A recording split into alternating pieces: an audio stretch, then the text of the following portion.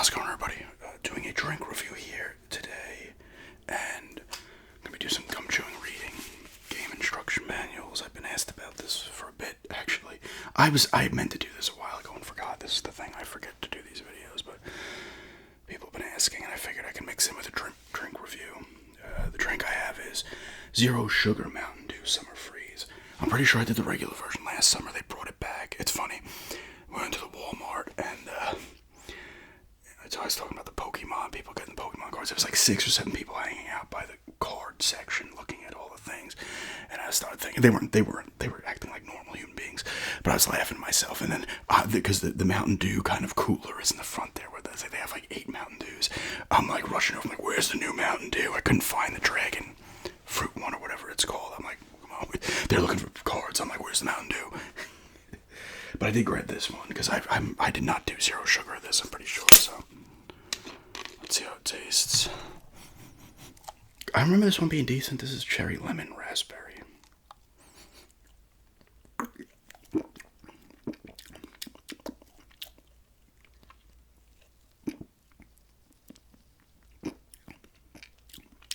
It's not bad for zero sugar. I think I did regular Mountain Dew zero sugar, and I might have did or it was just Diet Mountain Dew, sorry. It was just Diet. I don't know if they just call them zero sugar now. Or what?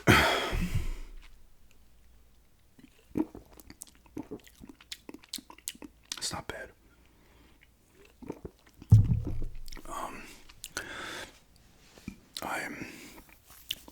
I want to do my sports ramble, but Game 7's tomorrow night. I'm filming this Saturday. It's going up Sunday.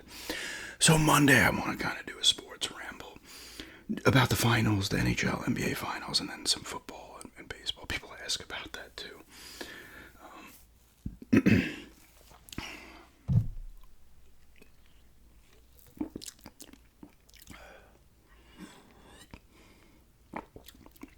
It's pretty good. It's a zero sugar version of this, but it ain't bad. It's solid. Would I drink it again? I mean, maybe.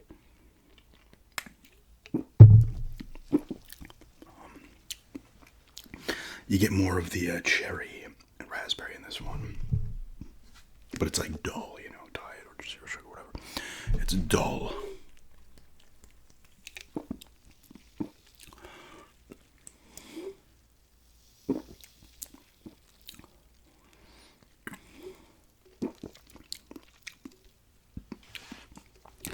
Honestly, I'd go 7 on this one just because based on zero sugar. You don't want to knock it too much because I'm not as into the zero sugar drinks. The only one that I really liked was, I think it was the zero sugar cherry Coke. I don't even know if they still make it. I'm pretty sure it was cherry Coke. That was almost exactly like the regular one. I did get a bottle of cheer wine. I think that's the first. I've had a few of these 20, whatever it is, 16 ounce, 20 ounce cheer wines, but I got the big 2-liter. I desperately have to shave. Yeah, I'll go 7 on this. It's a solid version of the zero sugar version of this. It's fine. 7 out of 10. It's pretty solid too. I really want that dragon fruit one, but unfortunately it wasn't in there. I think they start rolling it out on the 16th, so I don't know if every Walmart just immediately gets it, or they kind of just spread it out over time. I don't know. Okay, I'll keep drinking that as I'm doing this. Got 4 manuals here today. I'm not going to read every bit of it, but I'm going to read from Where in the World is Carmen San Diego, Sega Genesis, Fear 2, 360, Buffy on the Xbox, and Mission Impossible, Operation Surma. It's the PS2 version. Start with the old detective's manual for Where in the World is Carmen San Diego.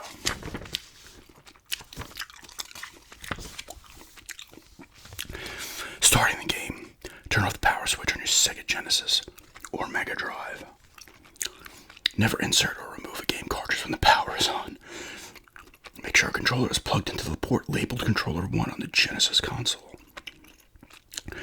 Insert the game cartridge into the slot on the Genesis. To lock the cartridge in, press firmly. Turn on the power switch. The Electronic Arts logo appears. If you don't see it, begin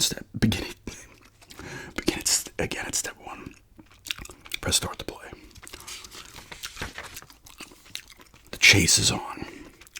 Monday, 5 a.m. A ringing sound jars you awake. You grope for the phone and drop the receiver on the floor. Out of the darkness comes the voice of the chief. Wake up, kid.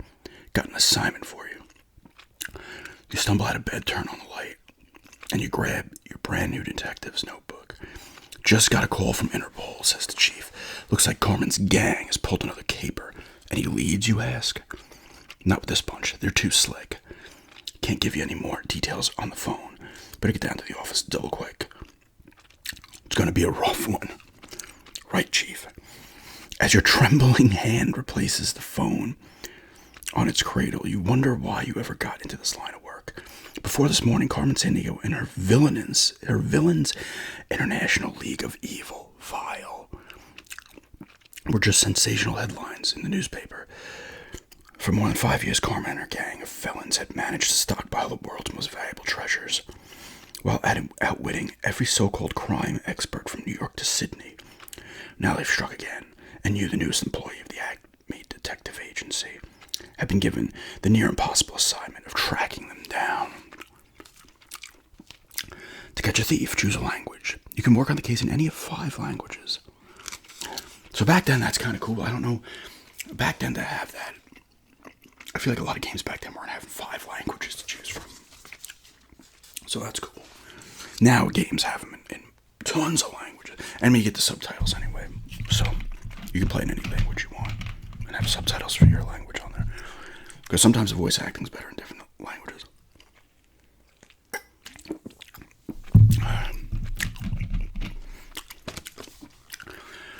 The investigation begins at the Acme Detective Agency, your home base. You must enter your name into the Acme comlink. Crime computer before security clears you. To enter your name into the crime computer, D-pad up, down, left, right to move to the red box. Remove the red box. Over the first letter in your name, then press A, B, or C. Repeat the procedure for each letter in your name and then press start. If you're now restoring a saved rank, press start and see the assignment below. Restoring your rank. Everyone at Interpol knows a good gumshoe needs a break every now and then. If you need an extended vacation, you could save your rank. So when you resume your career, you won't have to start at the bottom of the ladder. Your password appears in the quotation marks at the bottom of the Acme comlink screen. Write it down now. That is actually all in capitals.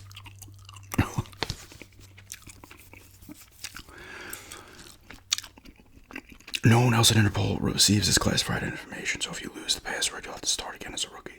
Note, when copying down your password, make sure to distinguish between lowercase and uppercase letters. They are not interchangeable. Once you've signed in, the crime computer displays your current rank as a new detective. You start as a rookie and gives you the details of your assignment. These include what treasure has been stolen, where it was stolen from, whether the thief is male or female, and your deadline for arresting the criminal. Press any button to begin the case. The assignment. Your starting point is the scene of the crime, the city where the thief swiped the treasure. You refer to your official Interpol map on page 2021 to familiarize yourself with the henchman's favorite hideouts. The thief is heading for a hideout in one of 30 locations. To win the game and advance your career, you must accomplish 2 tasks before the deadline. 1. Track the criminal's movements to his or her final location, destinations. You have to use the clues you find at each location to determine where the criminal is going next. Identify the criminal and get a warrant for his or her arrest. You receive clues to the criminal's identity as you interview witnesses. Promotions are based on the number of cases you solve. You start as a rookie, move up the ranks. Here's the following criteria for promotions. 0 cases rookie, 1 case solved, you're sleuth, 5 private eye, 12 investigator, 20 ace detective, 30 retirement. Warrants are issued based on information you entered in the database. Clues to the identity of the thief will be given to you as you pursue the villain from city to city. You'll log these clues into the crime computer. When the identity of the suspect has been established, the computer will issue an arrest warrant. To learn more about logging clues, close an issue warrant, turn to data key. On page 15. This is a Choose Your Own Adventure book. More stuff. Acme Combine Computer. Options key. Travel key. Here's the data key on page 15. The data feature lets you view Interpol criminal files on file henchmen and enter the data you've gathered from your interviews. It also pulls all the data together, identifies the suspect, and issues a warrant for his or her arrest. To obtain data, select Dossier. A list of suspects appears. Select the name of the file you wish to review, then press any button. When you've finished with the file, press any button to return to the previous screen. Select Exit menu to return to the main screen.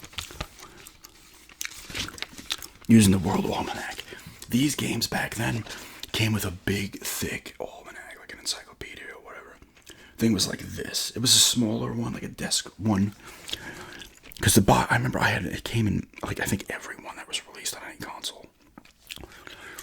Because I had originally had Where in Time as Carmen San Diego on the Genesis, and it came in a big box. Then I had the game in the Genesis case, and the big encyclopedia or whatever, almanac.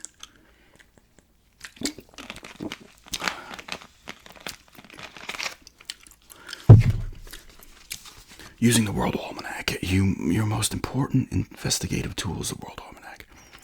Here you'll find information about nations of the world, plus other facts you'll need to catch a suspect. Start at the index located in the front, not the back, of the book to find a country or subject from which you've been given a clue. Examples. From which country uses kroner? I'm probably saying that wrong, as its currency. Check your connections to find of which cities to which the thief might have fled. The possible connections could be Montreal, London, and Oslo. Check your official Interpol map to identify the countries where each city is located. You'll find Montreal in Canada, London in the United Kingdom, and Oslo in Norway. Locate these countries in the index and turn to the appropriate pages. I knew what this one was too, because I know the other countries don't use that currency, so it's just okay. It's the other one. By looking under finance currency in the section describing each country, you'll discover that the kroner is used in Norway, dollar in Canada, and the pound in the United Kingdom. Looks like Norway is where you should head. Here's the map.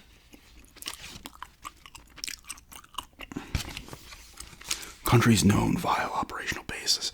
They got one in Beijing, Bangkok, Singapore, Port Moresby, Tokyo, Sydney, Mexico City, New York, Montreal. I can't even say the Iceland one. Oslo, London, Paris, San Marino, Budapest, Moscow, Rome, Athens, Cairo, Baghdad, Istanbul, New Delhi. I can't say some of these. Rio de Janeiro, Buenos Aires, Lima, and a few more. Here's some dossiers on some of the people.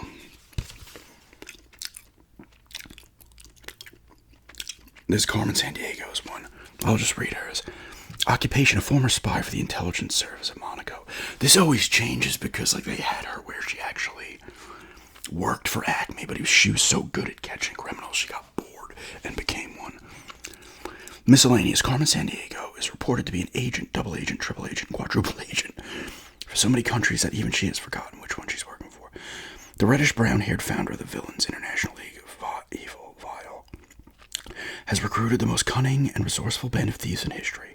During her years as a Monacan secret agent, she generally passed as a tennis pro and always traveled to and from the big matches in her 1939 Packard convertible. Carmen has a fondness for tacos and never appears in public without her famous ruby necklace, the Moon of Moldavia. There's a bunch of people in here. They have a bunch of, like, 3-4 pages of these people, so. And get the people that made the game. Like I said, I'm not going to read the full things, but this will be here for a year. I actually probably read too much in there, but that had a lot of good stuff. Let's look in Fear 2. Project Origin. Situation Report. Armacham, I don't know. Technology Corporation, a private aerospace company, has been linked to suspicious events in Fairport's Industrial District, Auburn. Genevieve Aristide, the current president of Armagem, may have vital information related to these events and to Armagem's origin facility. You are Sergeant Michael Beckett, recently assigned to a handpicked elite military squad that was originally destined to assist with SFOD-D mission in Auburn. Your team was redirected in the last moment and given a new mission by CENTCOM. Collect Aristide from her private residence and take her into protective custody. You'll also be gathering as much additional intelligence on the situation as possible, because it's becoming clear that things at Arma aren't all they seem.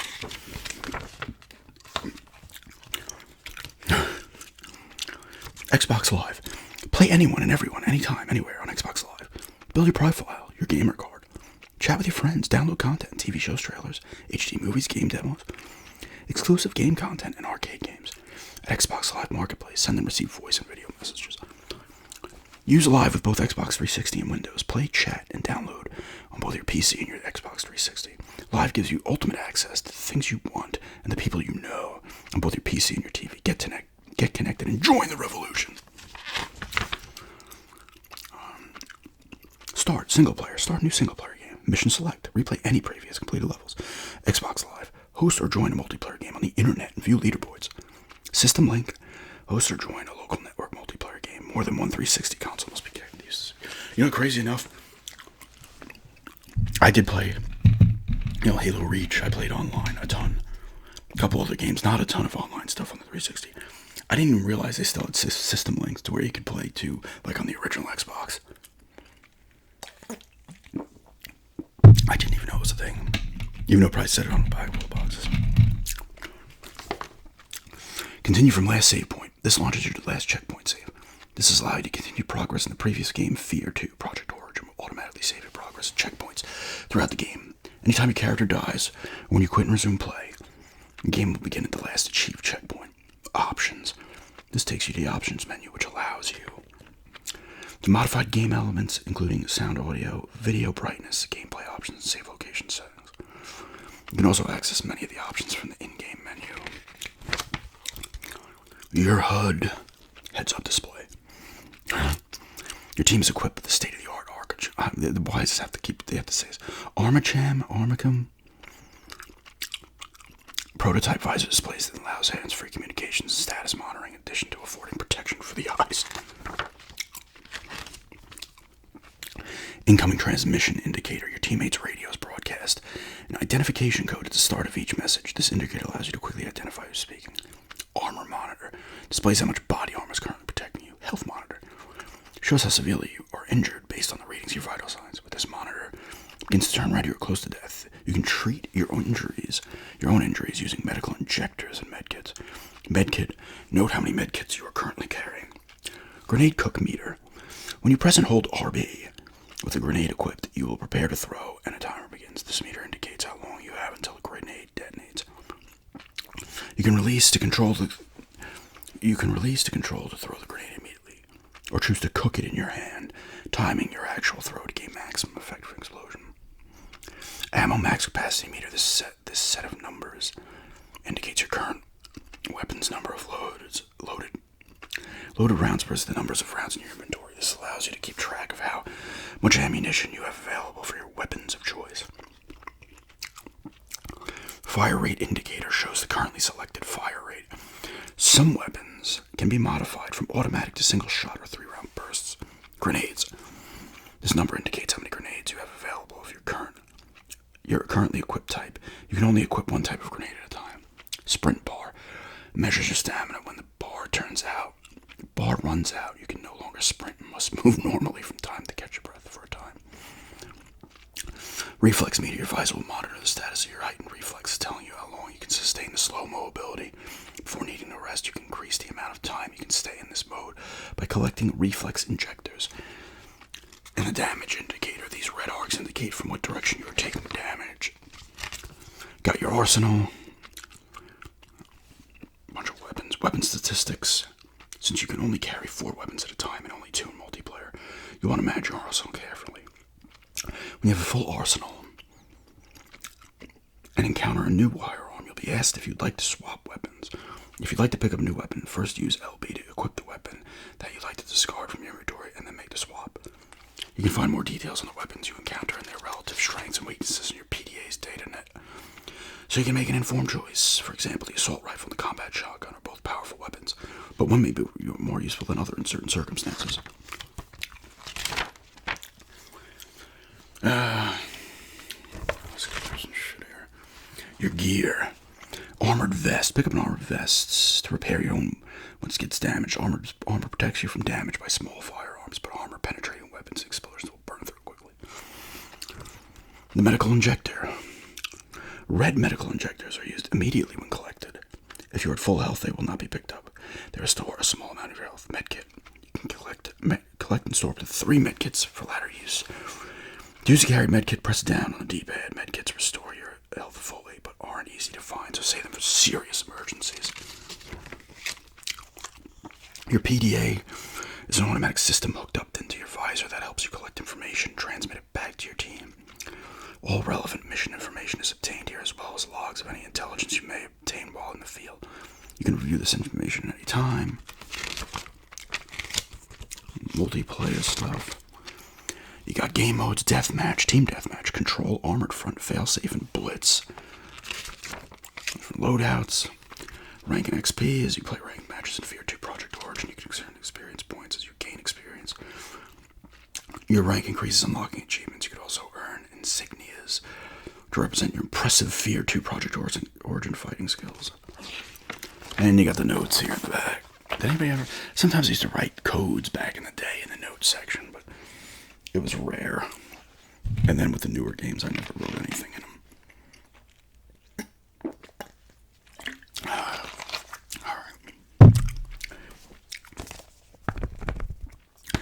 I'm going to breeze through these last two, I think.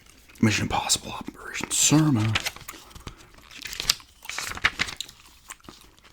The mission. The shadowy international conglomerate Surma possesses a highly advanced virus known as the Ice Worm. The Ice Worm can bypass even the most advanced security systems to steal military secrets and weapons research when their well-planned operation is sabotaged. Ethan Hunt and the Impossible Mission Force, IMF, get involved. They soon discover that the IMF's own ultra-secure database has been hacked. Up against an opponent with access to their deepest secrets, Ethan and his team must track down those behind the sabotage and recover the Ice Worm technology. Health. Display is the amount of health you currently have. When the meter is empty, you failed the mission. To replenish your health, you must have a health pack in your inventory. Equip the health pack as you would any other gadget and press the square button to use it. Press the down directional button to instantly use a health pack. Map. The map shows your objective, destinations, and tracking dart lock-ons. The security camera within the map vicinity of the map will show the camera's field of view. Press and hold the up directional button to zoom out on the map. Hidden in shadows. When you step into a shadowy area, this meter appears and quickly fills up. The icon beneath the meter turns from blue to black, indicating you're completely concealed in the shadows. This is actually a very small manual. Base alarms. Base alarms can sound when a security camera or enemy sees you or a body on the ground. If a guard spots you or a body on the ground, he will run to the nearest alarm control panel and trigger the alarm. You can stop the guard before he reaches the control panel. The best strategy is to be cautious and stealthy to avoid detection. You have a small amount of time to switch off ringing alarms. If you wait too long, your team will be disavowed. Press and hold the triangle button for a few seconds to automatically apply the ELP to override a security and hold the alarms. Oh, you get masks, dart gun, electric warfare gun, pistol, sonic imager, remote camera, viewer, laser cutter, micro cord. Here's characters. Ethan Hunt. Hunt is an exceptionally competent agent. Although an expert with all types of weapons, he specializes in unarmed and lightly armed combat. Hunt is in perfect physical condition and a master of impersonation. He can penetrate nearly any facility or person. Using his mastery of electronic espionage and powers of deception, thriving in the unstructured environment of the Impossible Mission Force. Hunt has risen to the rank of field team leader. he is motivated by his desire and his passion for danger. And you got Luther here. Oh, interesting is that they're using... Because Luther's been in all of them. I think he popped up briefly in one. He had a cameo, but he's pretty much been in everything else. He's an extraordinary skilled hacker and all-around computer expert. Provides technical backup. That's Ving Rhames' character. Provides technical backup and coordinates team communications. Often he hacks a facility security system and clears the way for infiltration. An experienced agent, Luther's combination of formidable physical presence and technical expertise makes him one of IMF's most valuable agents. And Billy Baird, this guy popped up in... Was he in 2? Which one was he in? 4? No. He flew the helicopter, I'm pretty sure. Name sounds right. Yeah, maybe it was 2. The Australian adventurer is a freelancer primarily serving as a pilot and driver. He's resourceful, dependable, and frequently used for high-stakes missions. He's like Murdoch from the A-Team. Billy displays considerable enthusiasm and appreciates his generous paychecks as well as the pure general thrills he derives from his work. George Spelvin, the former medical student, turned his dramatic skills into a financially rewarding career. As a professional con artist, as a freelancer, Spelvin is not a highly trained agent, lacks proficiency with ranged weapons and martial arts. He serves admirably, however, as a master of disguise, distraction, and on-site support. Jasmine Curry, the highly trained agent, was recently recruited into the IMF and has proven herself to be both capable and multi-talented. She is a rookie, so she accompanies other agents during Operation Sermon. Jasmine is friendly, open, and unusually idealistic. For an IMF agent motivated primarily by a strong sense of justice. Did he do the voice, Ving Rhames? I feel like he did the voice in this. Yes, he did. No, Melinda Clark is in this. I'm pretty sure she's been in a bunch of shows. I'm pretty sure she was in Hercules and Xena for a bit. If it's the same person. I was going to say I thought Ving Rhames actually did the voice in this game.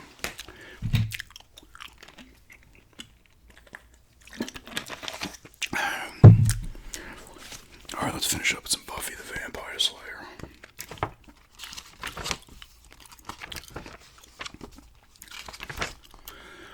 Introduction. Step into the shoes of Buffy Summers, the world's hottest teenage vampire slayer, and prepare to vanquish the undead. As a chosen one, your mission is clear, though by no means simple. It's up to you to defeat evil in the guise of the fiercest vampires, demons, and zombies ever to plague the otherwise ordinary realm of Sunnydale, California, with a devastating array of fighting techniques and the awesome might of your Slayer power. And thanks to help from friends such as Giles, Xander, and Willow, you've got what it takes to bring the undead to their knees.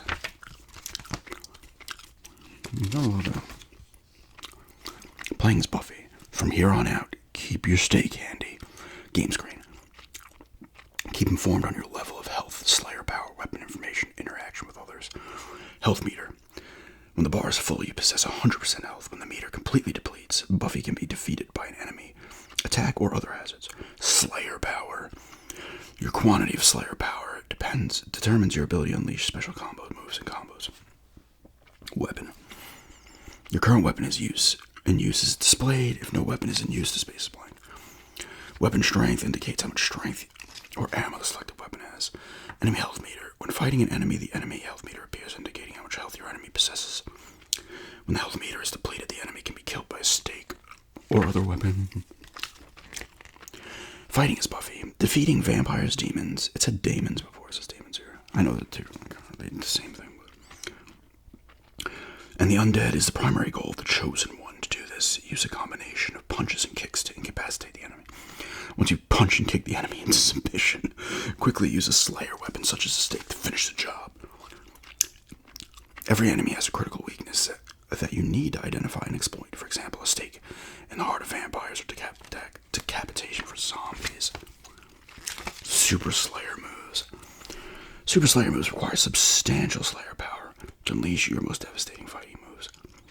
As the game progresses, Giles reveals these to you by adding pages in your Slayer journal. Practicing your techniques and possessing enough Slayer power to get the job done the keys to using these moves effectively. You got different kinds of punches and kicks. These are the levels. They tell you all levels too, which is kind of crazy. The Spanish Mission. Slayer training with Giles is an abandoned Spanish mission. Provides a chance to perfect daring leaps and jumps, learn to navigate, engage in combat training, even confront an old enemy. Sunnydale High School. Restore the power to the high school and save your friends when a vampire plot interrupts cheerleading practice. The Bronze. An ambush of the Bronze nightclub by undead intruders results in the abduction of Willow and other high school pals. Fight your way out of the nightclub and pursue the kidnapper. A surprise awaits you outside the Bronze. Sunken Church, Mausoleum Cemetery, Angel's Mansion. Fight through the mansion to rescue Angel. Sunnydale Docks. Reach a docked cargo ship to fight its monstrous contents. Return to the school, the foundry. Return to the church. Dreamer's Realm and the apps. And it shows you the heroes. We've got Buffy. Singled out as the chosen one. You play as Buffy Summers. Hopefully, you're able to juggle your dual roles, the destroyer of the undead and average high school student. Average. She's not exceptional high school student. She's just average. Great Slayer. Just a basic student.